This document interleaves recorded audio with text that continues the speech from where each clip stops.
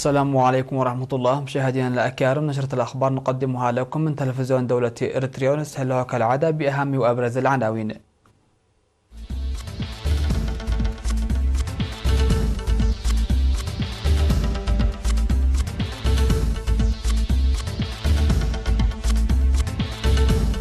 مستشفى وردة تقدم خدمات فعالة.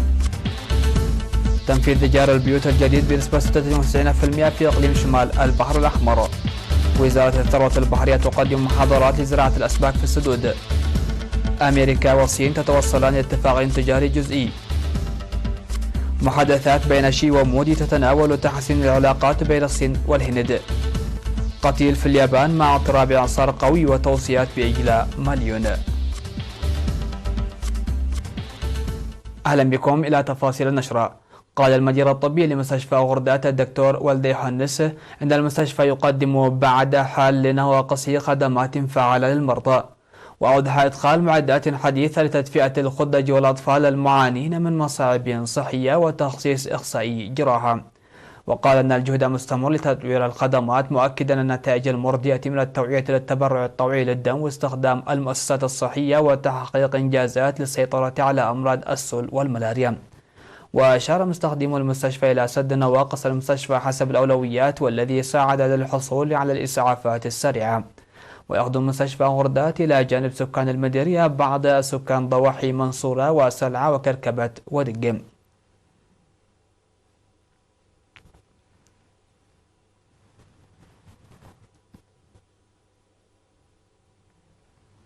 أعلن مسؤول مكتب إيجارات البيوت في إقليم شمال البحر الأحمر السيد هيلي حسن تنفيذ 96% من تعليمات وزارة الحكومات المحلية بشأن إيجارات البيوت بالإقليم. وقال إن قرارات الحكومة بإجراء اتفاق إيجار بأسعار محددة لإزالة الضغط عن المواطن من ارتفاع أسعار إيجارات المساكن والمتاجر في المدن والبلدات ينفذ جيدا في مناطق واسعة. وأشار إلى تنفيذ اتفاقات عقود الإيجار بين المؤجر والمستأجر في مصوع وقندع وفعبت ونأفة وقرورة، والذي يساهم أيضا في تجميع الإيرادات الضريبية. وأوضح بأن اللوائح الجديدة لعقود إيجارات البيوت تنفذ بالتوازي في 10 مديريات، مؤشرا إلى أن بعض البيوت ليس لها وثائق ملكية، وعدم وجود أصحاب بعض البيوت أيضا أصبح يشكل تحديا في العمل، إلى جانب عدم وجود مكتب الضرائب في بعض المديريات يعيق المؤجر دفع الضريبة. وذكر بأن عقود إيجارات المساكن والمتاجر للمباني الحكومية وجمع إيجاراتها تجري بمكتب إيجارات البيوت.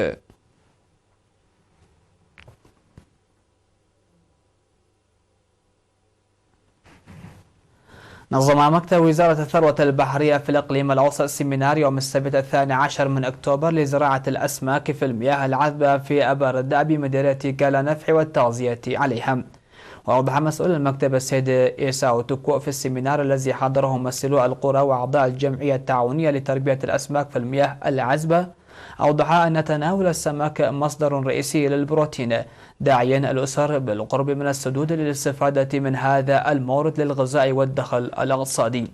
وذكر مسؤول وحدات الرقابة لجودة الأسماك والرخص التجارية أن السمك يتلف بسرعة، ويجب توخي النظافة والعناية الفائقة بالسمك.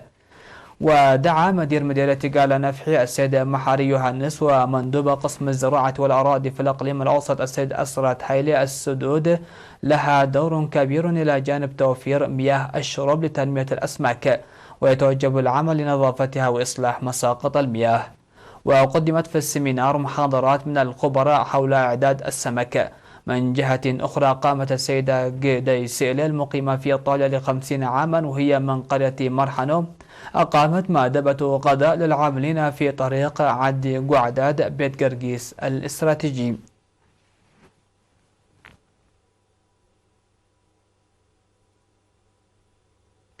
بدأ مركز التدريب المهني بسوال التدريب المهني للطلاب الجدد أعضاء الدفعة 32 للخدمة الوطنية الحاصلين على الشهادة في امتحانات الشهادة الوطنية، وذلك في المجالات التي اختاروها. ودعا مدير مركز التدريب المهني الأستاذ تسفاي التولدة في عملية الاختيار التي جرت في 7 من أكتوبر الطلاب للاستفادة الجيدة من الفرصة التدريبية، مؤكدا القيام بالاستعدادات اللازمة. من جانبه أوضح قائد مركز تدريب الخدمة الوطنية العقيد دبساي جيدي أن منتسبي مركز التدريب المهني قبلهم يقومون بإسهامات مشهودة في برامج بناء الوطن، ناصحا لتكون الرغبة والجهد سلاحهم.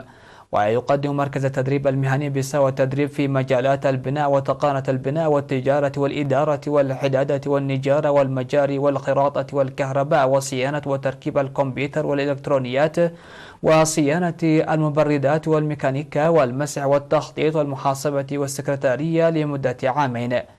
ويقدم المركز التدريب ل 2407 طالب هذه السنة، منهم 1121 طالب في الصف الثاني و1286 طالب في الصف الأول.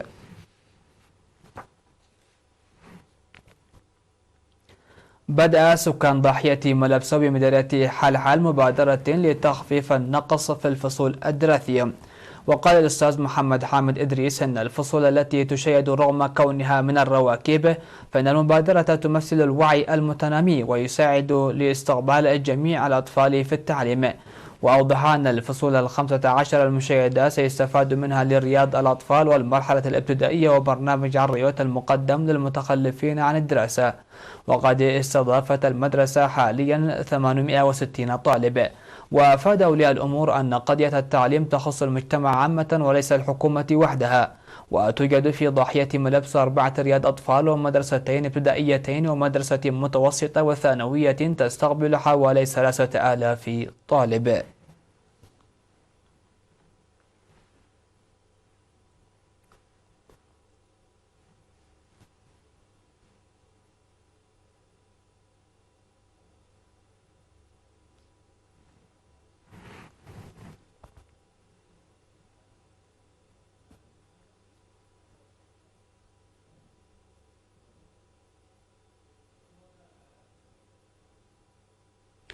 مشاهدينا الأكارم، فاصل قصير من ثم أوافيكم بالأنباء على الصعيد العالمي، فابقوا معنا.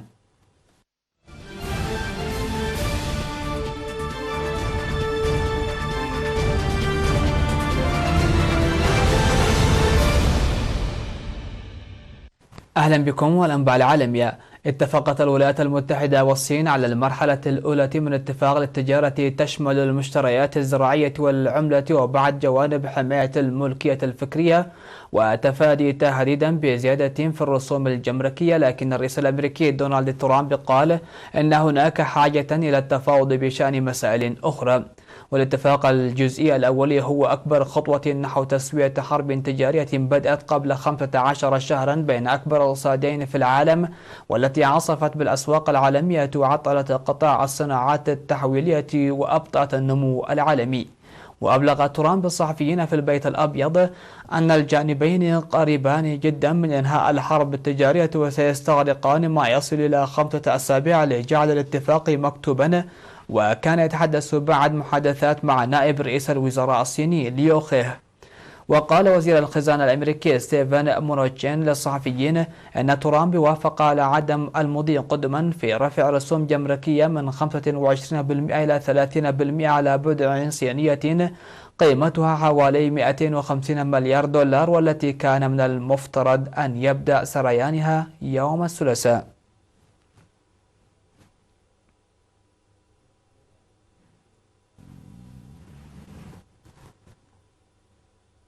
قال الرئيس الصيني شي جين بينغ أنه أجرى نقاشا صريحا مع رئيس الوزراء الهندي ناريندرا مودي، وسيتابع تنفيذ الاقتراحات التي ناقشها الزعيمان لتحسين العلاقات الثنائية. وأجرى شي ومودي محادثات ثنائية استمرت لساعات في بلدة هندية جنوبية خلال ثاني قمة سنوية تجمعهما بهدف إنهاء عقود من انعدام الثقة بين البلدين بسبب نزاعات حدودية وعجز تجاري متفاقم، وسبب علاقات الصين العسكرية الوثيقة مع باكستان خصم الهند اللدود. وتضررت العلاقات الثنائية عندما ألغت الهند الوضع الخاص بإقليم كشمير في أغسطس، مما أغضب باكستان وحليفتها الصين.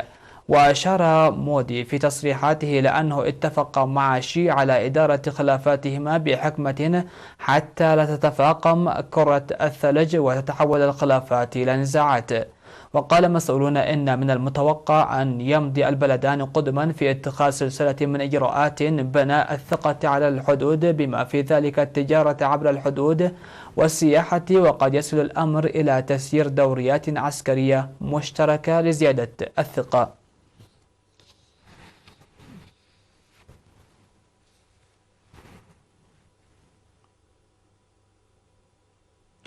الخبر الأخير في هذه النشرة: أصبح الكيني إليود كيبجوغي أول عداء يقطع أحد سباقات الماراثون في أقل من ساعتين، حيث أحرز ماراثون فيينا مسجلا ساعة واحدة و59 دقيقة و40 ثانية، ولن يسجل الزمن الذي حققه كيبجوغي بطل أولمبياد ريو 2016 في الماراثون الذي امتد لمسافة 42 كيلومتر و195 مترا كزمن قياسي عالمي، نظرا لأنه لم يسجل في منافسة مفتوحة في سباق لم ينظم تحت إشراف الاتحاد الدولي، إضافة إلى أن المتسابقين لم يخضعوا لتحاليل طبية واختيار تناول العقاقير المنشطة.